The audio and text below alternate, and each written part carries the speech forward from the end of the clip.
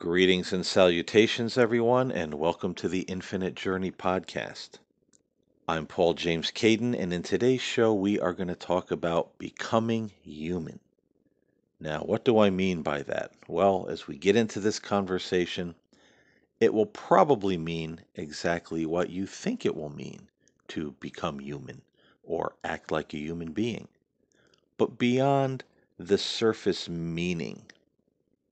There will be a more spiritual significance to this topic today, so I hope all of us will get something out of it. I was inspired to do this show by a song that came out a couple of months ago entitled Becoming Human. And this song was written and performed by a gentleman by the name of Simon Collins. Now, for those of you who are in the know, Simon Collins is the son of Phil Collins, who had a very successful music career in the 1980s. He was also the drummer and vocalist of the progressive rock band Genesis. If you haven't heard the song Becoming Human, I would suggest that you go over to YouTube, type in Simon Collins Becoming Human, and give it a listen. I think it's a great song. It has a lot of spiritual messages and undertones, and I think it's something that the world really needs to hear right now, especially in this day and age. I feel like this song was very timely in coming out at the time that it did. And so, what I'd like to do is read you the lyrics to this song and then talk about what this song makes me think about. And I'm not the only one because I've heard other people reflect on these same things when they talk about listening to this song and what it means to them coming out in a world where everybody is so divided and against one another and mean and nasty. So let's read the lyrical content and then we'll get into my thoughts on the matter. So, verse 1, Becoming Human by Simon Collins. I know what it is to be a glimpse in time in the multiverse, and I know that there's a truth beyond the lives of non existence. I know that when we close our eyes to mask our own resistance, and I know we're riding on the edge of time, creation, and existence. Nobody gave you the tools to connect the dots to the God inside you. So don't you know it? All you need is love for becoming human, to being human, becoming human. I know that we are here to exist, evolve, and find eternal bliss. And I know all I can do is dig for truth, to live a life that is peaceful. I know that when you find your way to Zen, you'll feel that love is missing. And I know a path inside, embrace a heart that's beautiful. So don't you know it? All you need is love for becoming human, being human. So please believe me, there's only one way up to becoming human, to being human, becoming human. Then there is a bridge that reads, In reality, discover spirituality. Accept the love, accept the love. Now, I probably didn't do those lyrics justice because I'm a very poor public reader, but I think you get the gist. And again, I hope you'll look up the lyrics yourself and go over to YouTube and give the song a listen because it really does make one think. And the things that this makes me think about becoming human, first and foremost, like a lot of people that heard this song and was affected by it, really thought about the way we're treating one another in the world and in society right now. We look at other people of different colors, different races, different religions, different political views as being subhuman somehow. They're not enlightened. They're not as smart as, or as good as, or even enlightened as we are. And we have all these battle lines drawn in the sand, just waiting for someone to cross them so we can attack verbally and sometimes even physically. Just as another sad example in reality right now, and this is not a political show or a show to get into conspiracy theories or anything of that nature, or choosing sides, saying who is right or who is wrong. But we have to look, and I've mentioned this before in my shows, the whole battle over wearing a mask during a pandemic. This is not something we can sit back and say, it's just a cold, it's just a flu, or it doesn't exist, or all the people that have died of this virus, well, that's a hoax. The numbers are all wrong. None of this is real. It's fake news. We can't sit back and try to create our own reality. Just because we think it doesn't necessarily make it so. We are in the middle of a pandemic with a virus that's very contagious that we've never faced before. It's brand new. I mean, there's a news flash here. This does happen from time to time on planet Earth. It's not fiction. It's not made up. People have died and people are dying. So this battle over face masks, I don't quite understand why some people are thinking that it means they have to wear a face mask 24/7 wherever they are, because that's not the case. It's only to wear it when you're around other people, when you're shopping, gathered with a group of people somewhere. You're protecting yourself and others. Now we have the whole thing about masks don't work, and all these other theories. But again, this is kind of creating our own reality by picking and choosing pieces of information that fit what we want to believe. And then we go out and this goes for the people that wear masks too. I mean, people that don't wear masks, they attack people that wear masks. If someone says, "Could you please put a mask on? I have a health condition. I can't afford to get sick." People that don't wear a mask or do the half masking, they'll spit on the person, they'll cough on the person, they'll do all kind of nasty things and say, "Well, there's your coronavirus. I have it and you're going to die." This is just wrong. This is not being human. This is not acting like a human being. Just the same way, if someone sees someone who's not wearing a mask, walking up and starting a fight with them, punching them out in the middle of a supermarket, this is no way to act. I'm not saying, oh, you should wear a mask, you shouldn't wear a mask, this side is right, this side is wrong. It's how we treat one another. And look, folks, whether I believed this virus was real or not, let's say that I didn't believe it, and I do believe there is a virus out there. If I didn't believe it, I would still, out of politeness, cover my face when I went into a supermarket or in a crowd of people. Because I know there are people that if I go walking in there sniffing and coughing and laughing and sneezing and, touching things and getting close to them, it's going to make them nervous. It's going to make them uncomfortable. It's going to make them feel afraid. Who am I to look at somebody and say, you know what, I'm not wearing a mask. F you, live with it, spit on them, cough on them, whatever I'm going to do. No, that's just the way I am.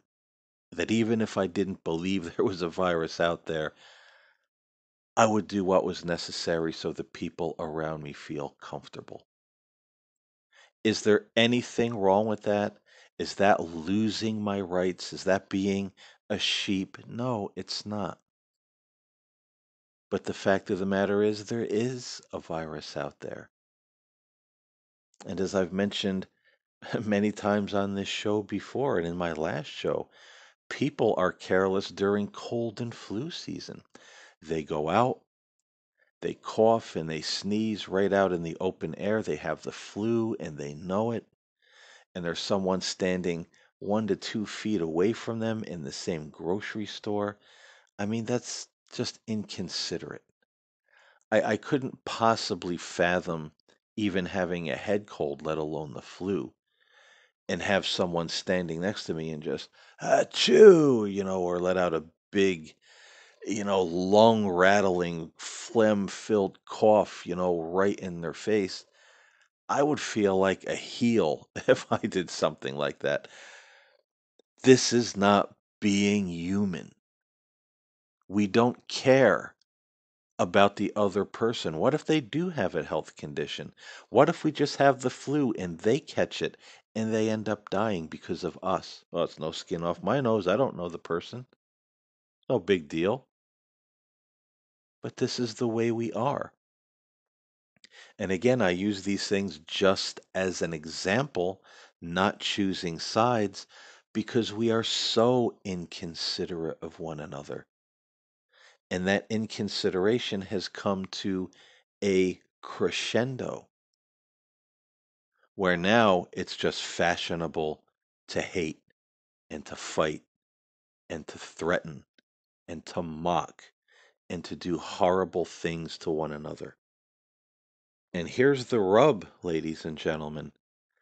It's not only acting like a human being or being human to treat others with dignity and respect and politeness, but think about this.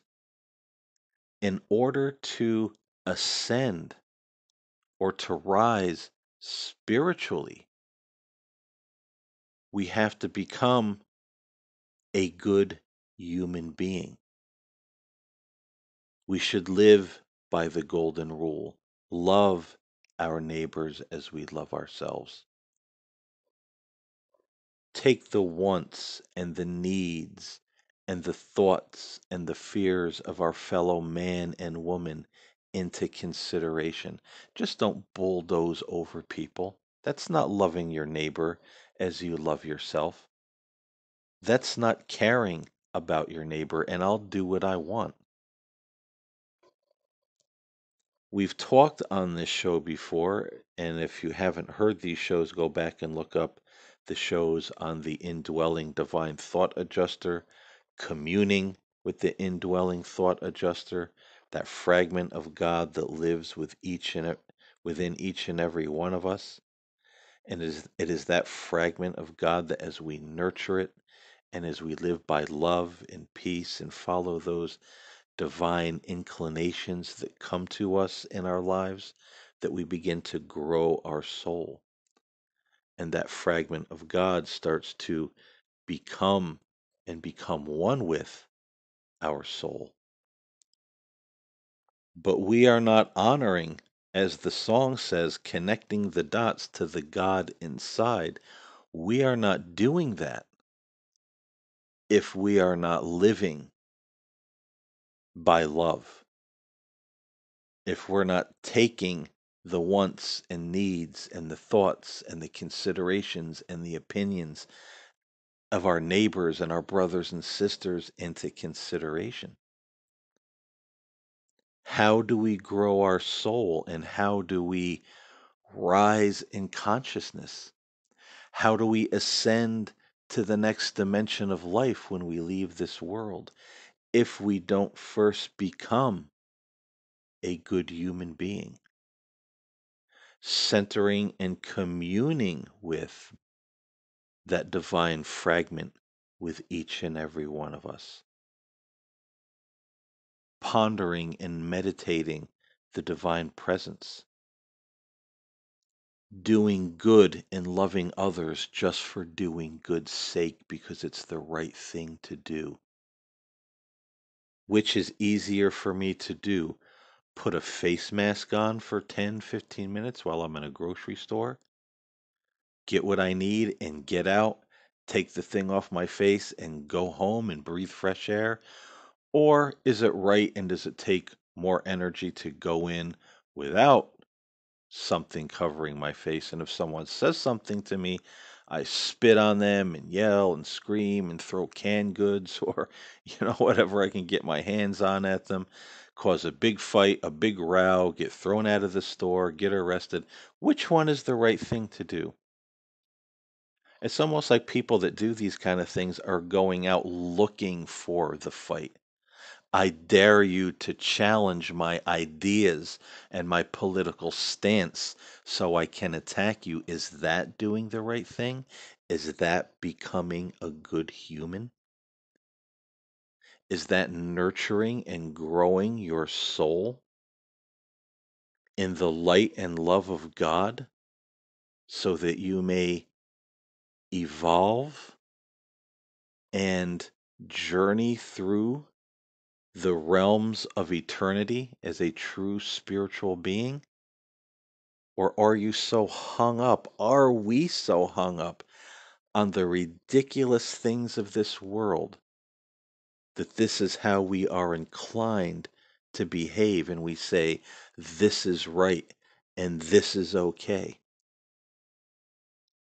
We are the seed, ladies and gentlemen, that will grow into the tree. And if we don't water that seed, if we don't take care of it, it will die in the ground. And many of you know I've talked about this before. In the Urantia book, it talks about those who deny the presence of God in their lives, those who deny the presence of God that's within them, that indwelling divine fragment. If they say, I'm going to do my own thing, I don't care how many times that still small voice tells me not to do this or to be more kind or to be more loving or to be more tolerant. I don't care. I'm going to do what I want and I'm going to be violent and mean and nasty and argumentative. I'm going to go out and look for trouble. I'm going to go out and look for someone to hurt who opposes my views. Well, all of that would be what the Arantia book calls denying the Spirit of God within you. You're essentially telling it through your actions and through your thoughts, I don't care and I don't want you in my life. And the Arantia book says that that divine presence within us can and will depart. And then, ladies and gentlemen, the seed for the soul is gone. We don't become the tree. When our physical life ends, our life and consciousness ends. It dies in the ground and returns to the elements. And the only way that we rise into the next dimension and levels of life that we call heaven is by nurturing and communing with and listening to those divine intuitions and the inner guidance that it gives us in our lives. I suppose you could like it to having a family member who's very rich, say a mother or a father, and they want to love you and take care of you, but for some reason all your life you tell them, I don't care about you, I'll do what I want, you're nothing to me, I spit in your face, and we never have anything to do with our loving parent. But then when there's nothing left to us in the will, or we come for them or come to them for help, and they either turn us away or they're no longer there on this earth to give us help when we need it, we're lost. We've squandered that relationship. And we can squander the relationship and opportunity that God is giving us to live in eternity. And so, again, it all starts with becoming human, doing what is in our power to live under that influence of the divine spirit as it guides us step by step into the realms of eternity? Do we think by following a certain politician and their cues to be nasty and violent and insulting and not care what anybody else thinks and label anything we don't agree with as fake news? Do we think by following that example that that leads us straight through the gates of heaven? I would say probably not, because there's a whole lot of love and consideration for others that is lacking there. This is a dead end trail that is likely for many people, and the rate that we're going, that will stop at the grave and progress no further. It's like the song says. Again, we have to connect the dots to the God inside of us. We have to start to rise in consciousness, rise in spirit and soul. We have to become better than we are right now. Because when we become human in the spiritual sense, following that inner light, submitting our lives to God, wanting to do the good and right thing, we don't stay the same. We don't become human, stay human, and just stay with our feet nailed to the floor, never change, never grow. No, that begins the journey of growth. And little by little, sometimes it's accelerated, and day by day, you just see the world in such a different way. And it's a beautiful thing just to know and feel that you're loved and guided and that you're on this eternal journey. And all this piddly stuff that people want to fight and hate and do violence over, it doesn't amount to a hill of beans anywhere. There's also a line in that song that makes me think, because there's a lot of people in the world that, and this goes for people of various religious faiths that I've seen, whether Buddhist, whether New Age, whether Christian, some Muslims who are more into the mystical Sufi way. We have this notion that an ultimate reality, that, see, this is, if I may use the word, this is kind of like a bastardization of metaphysics and the teachings of Buddha, where people will say, well, in ultimate reality, there is no right and there is no wrong. So it really doesn't matter how I act or what I do, or even if I hurt another person, because in reality, I didn't hurt anybody. The notion of good and evil, well, that's all subjective. And in the mind of God or in ultimate reality, it doesn't really exist. The best thing that we can do, spirituality, is to live in the moment, empty yourself, reach that moment of Zen where you're just kind of living in the eternal now and living by the direction of your own opinions. And nobody can tell you that your opinion is wrong because, again, there really is no right, wrong, good, evil in the ultimate picture or reality of things. Now, I find it interesting when the line in that song says, when, uh, when you reach Zen, you'll find that love is missing. Now, for a while in my life, after exiting fundamentalist Christianity, I explored a lot of different spiritual paths and practices, one of which was Zen Buddhism, which I learned a great deal from.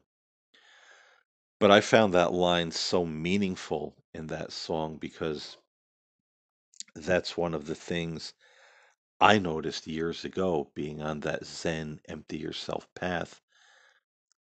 The love was missing. I didn't feel that divine presence that I've always felt. I didn't feel the presence of my guardian angels the way that I used to. I was just continually trying to or emptying myself of everything I thought I knew, opinions, ideas, beliefs, and it became kind of an empty pursuit after a while. And that's how I knew at least wasn't for me because there was a greater aspect and definition of love that was completely missing. And I think a lot of people that are on that path, kind of emptying themselves, no real opinion, there is no right, there is no wrong, it's all subjective, yada yada. Even though these people claim to be very spiritual, they're still engaging in acts and practices and treating other people in a way that is less than kind. And I think this happens because that love is missing. People are kind of deluding themselves that, well, it doesn't really matter what I do because no right, no wrong, no good, no evil. It's all subjective. It's all just what we believe. I told this story a lot of times in my old podcast, The Spirit Side, about someone I talked to years ago who had this belief. And this gentleman told me, he said, "Yeah, there's no right, there's no wrong. There's no good or evil, there's no God. I believe that there's a divine energy, a divine being, but it's not watching over us to see if we live a life that is right or good according to human standards of this world. So really, he said to me, he said, I could walk up to somebody on the street with a gun and just blow their head off and kill them, and it's not really wrong that I did that. In fact, I may have done a good thing because I set that person free from the illusion of this world. And, no matter how I tried to break this down for this individual, I said, no, no, there's no right, no wrong. It's all subjective. Not even killing is a bad thing. It's just the idea that we have about it that it's wrong, that it's evil, and life is sacred. But those are just ideas. Those are just beliefs, and once we get rid of all that, we realize that there's nothing. There's just is what is. And I think a lot of people listening to this show would be surprised, very surprised, how many people are out there who have that kind of belief system and that kind of attitude. And they will put it under the heading of spirituality, even though it's very devoid of spirit, or the love of spirit, the love of God, the love of the heavenly realm that's all around us and even within us. So that's one of the things I enjoy about the song when it talks about connecting the dots or finding the way to the God inside. And only through love can we become human, because that is the truth. Love is the starting point of all things. Without love, we can't have respect for others. Without love, we can't respect the opinions of others and take their beliefs and their ideas and their wants and their needs into consideration. It's irrelevant. It's all about me. I'm right, you're wrong. Without love, we can't begin to connect with God out in the universe and also within ourselves. Without love, we can't grow the soul within us. Without love, we can't treat each other with compassion and decency. And isn't it funny here in America, in American politics, we have all these Democrats and Republicans who claim, that they're people of faith,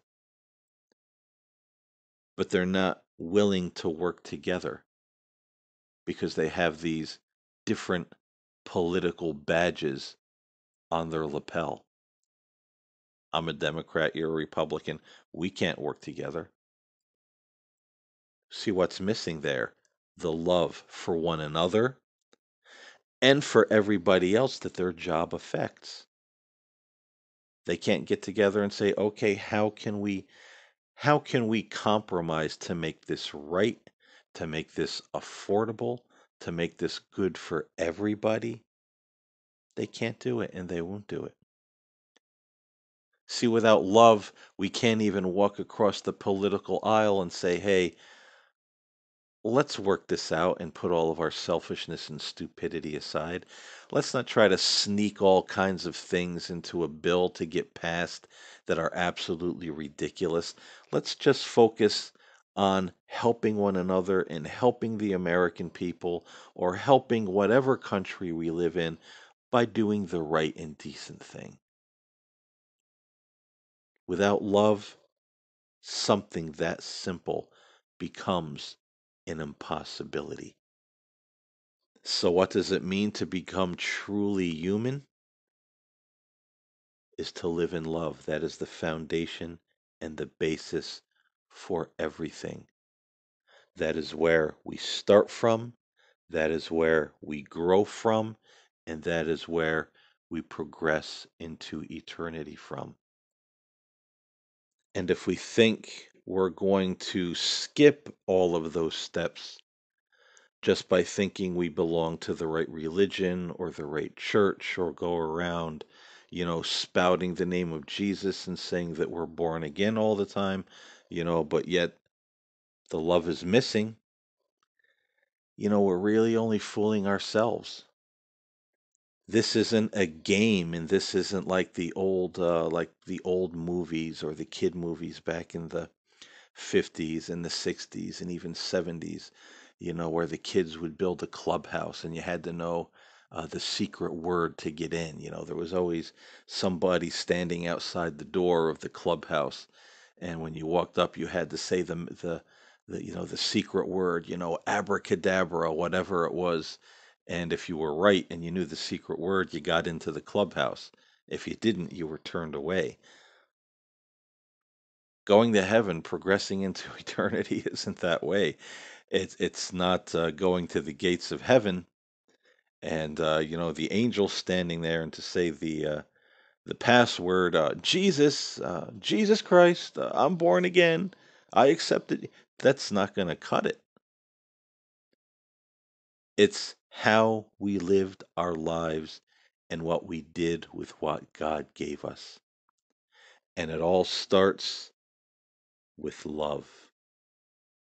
That's how we become human and progress beyond this mortal coil that we currently live in this material world that surrounds us. Nobody out there graduated high school or college just by knowing the secret word, the password. You had to work for it. You had to educate yourself. You had to take certain steps, learn certain things. You had to know certain things. Now you have to go a step further with spirituality.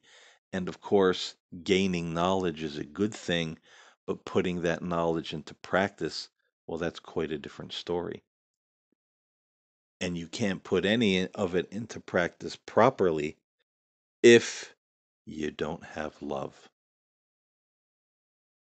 And that's what it means to truly become human. Start at the place of love and progress from there. If we don't have that foundation of love, the simplest thing, the simplest act of kindness, the simplest act of consideration, the simplest act of being patient with another human being becomes a monumental impossibility. Love is the key. Without it, we are nothing. So let's all start becoming human.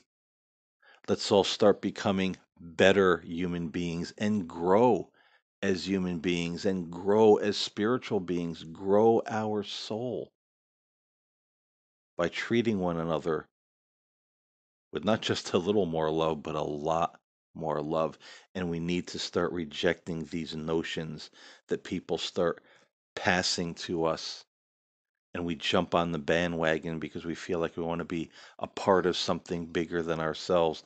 We need to stop accepting the garbage that causes hatred and division and name calling and insulting and going out and looking for somebody to oppose us so we can start an argument or a fist fight.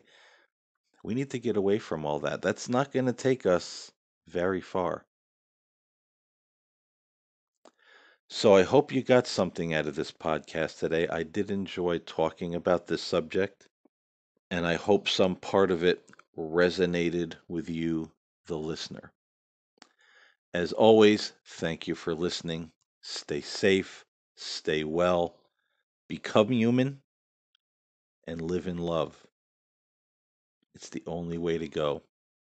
And it's the only way we're going to achieve peace in this life that we currently live in.